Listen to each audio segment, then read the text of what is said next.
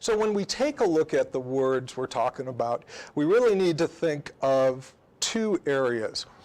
The first is automation, okay? And automation still means that we're doing stuff to bring in additional help, but a human is still involved.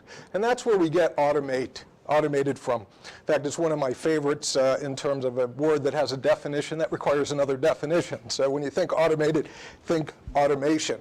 But the key thing is it's reducing human intervention, but a human still involved in it. So when we get then to autonomous and driverless, they really mean the same thing. Okay, we're putting in systems that do not have a human involved.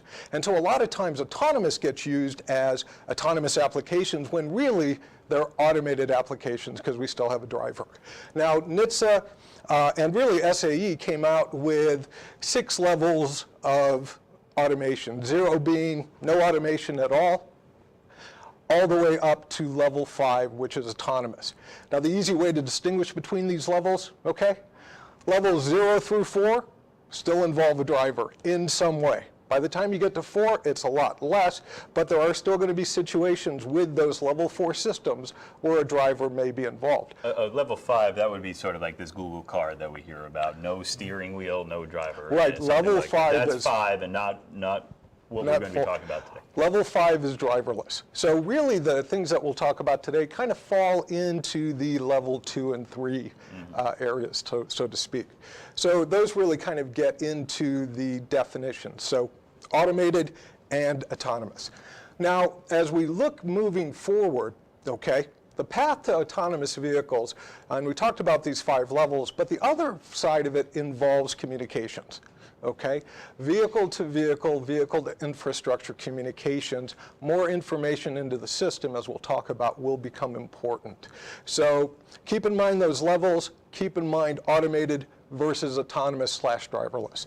Okay, so first takeaway here, driverless, there may be a Google car, some others out there, but when we're talking about trucking, anything involving driverless, we're decades out in the future. A little bit later, I hope to get to maybe going back to the panel I referenced, what Otto, they were purchased by Uber, one of their futuristic visions, but we're talking decades down the road at the panel, and we had talked, Sean Ward of Daimler said, it was pretty clear that this is not driverless. So that would be one, the words can be a bit interchanged, but what you see on the screen right now is a vision we'll get to later about what something may look like. We're talking 30, 40 years down the road, and that might be optimistic. So just a little teaser there, something I hope to get to a little later in the program, because that is interesting, but again, this is not driverless what we're going to be talking about.